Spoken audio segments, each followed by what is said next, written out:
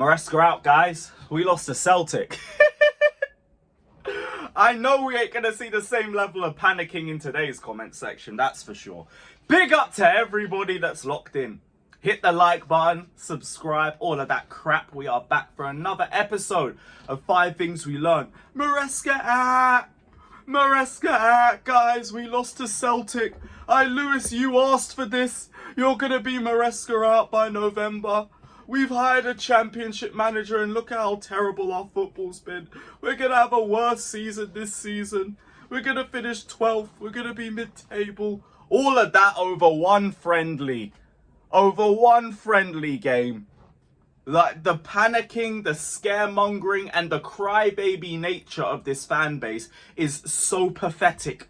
So pathetic. And I am so glad that we had a game like this.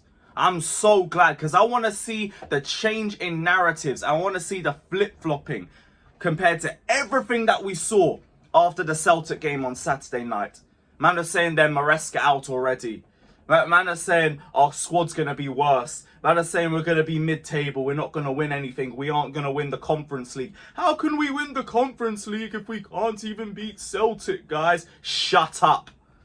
Moany little crybabies. This fan base is a fucking embarrassment sometimes. One friendly it took for people to poop their pants. I hope you lot feel as stupid as you guys looked on Saturday, especially when you watch that game back. Because what a response. What a response to the critics and the crybabies and the moaners. A game like that. A game like that. And guess what? It is still just pre-season. But you know what stood out to me? Maresca saw what went wrong in the last game and he rectified it. He made changes to the lineup. He put Gusto as the inverted left back. We had Reece James at right centre back. We moved Badiashile back to left centre back. Had Tosin in the centre. Brought in Sterling to replace Mudryk. Dewsbury Hall came into the lineup as well to replace Chuck. And it weren't even just personnel changes. It was our shape out of possession. And our IQ as a squad too. All of that improved. And this is going to be my first point as well before I even delve into talking about the game. Maresca saw what went wrong in the last game and he rectified it. We were a lot more compact out of possession. We were a lot smarter in our decision making outside of possession. We knew when to drop back. We knew when to press. It wasn't just aimless like in the last game. Our build-up play was much better.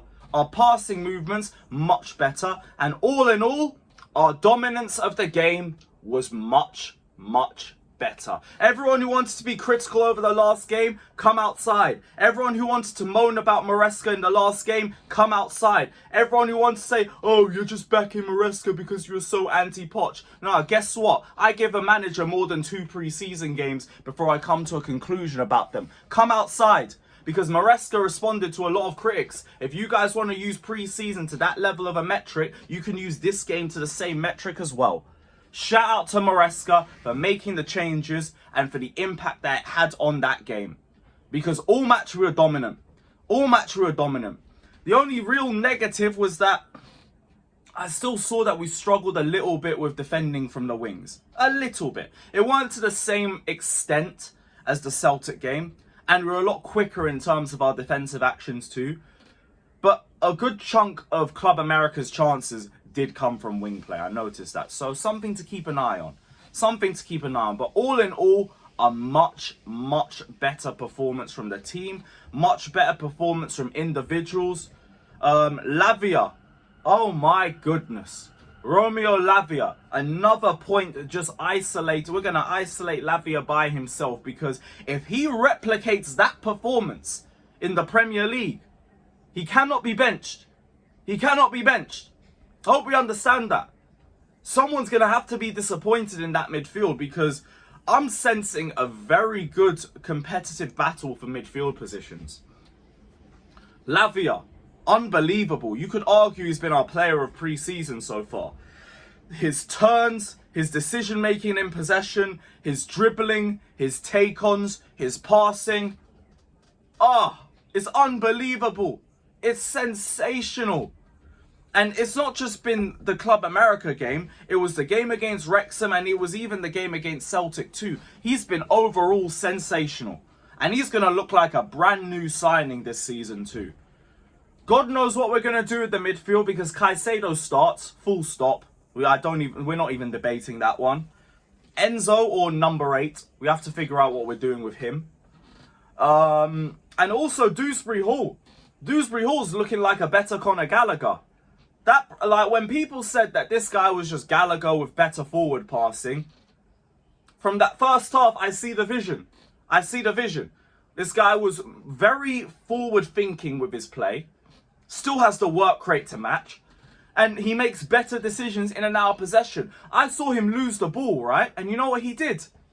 He just won it back. And he didn't try to 2-foot the player in the process. Do you know how shocked I was when I saw that? I'm not used to that. I'm used to Gallagher losing possession and then just losing a foul 2 seconds afterwards. But we're going to lose Conor Gallagher. We're going to lose our Cobham grads, even though we don't want to re-sign contracts. Conversation for another day, though. Oh, it's a club briefing and all of that crap. Shut up. Shut up, man. Just because you don't like the news don't mean it ain't true. But Dewsbury Hall, you're our replacement. We don't need that greyhound at the club anyway. You go find yourself a club and dip.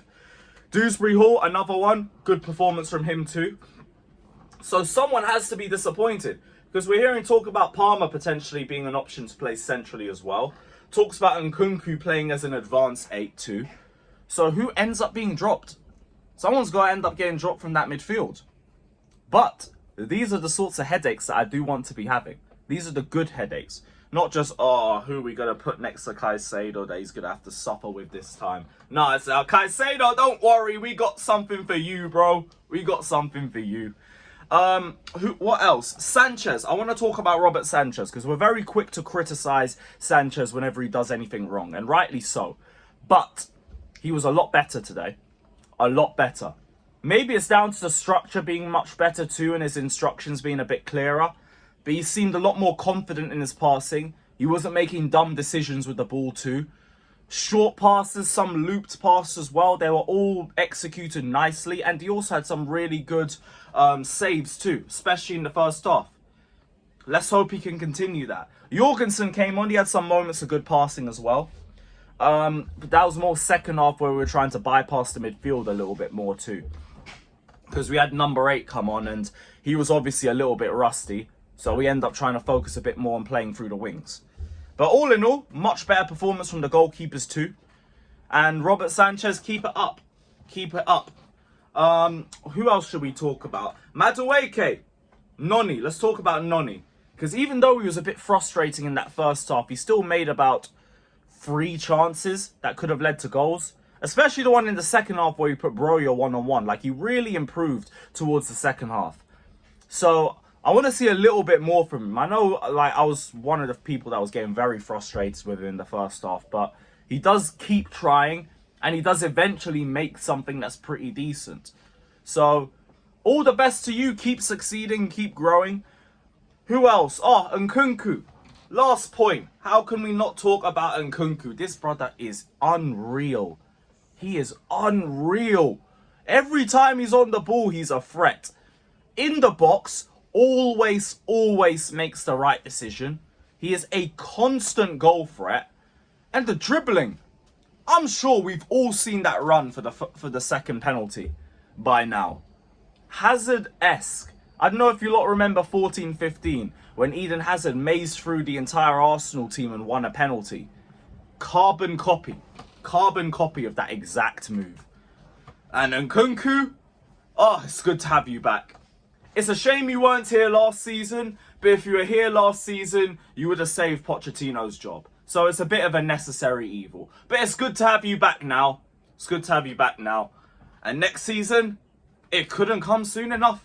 Couldn't come soon enough. But hey, Maresca, guys, we lost to Celtic. You crybabies. Big up to everybody that's locked in. Hit the like button, subscribe. We out. Up the Chels.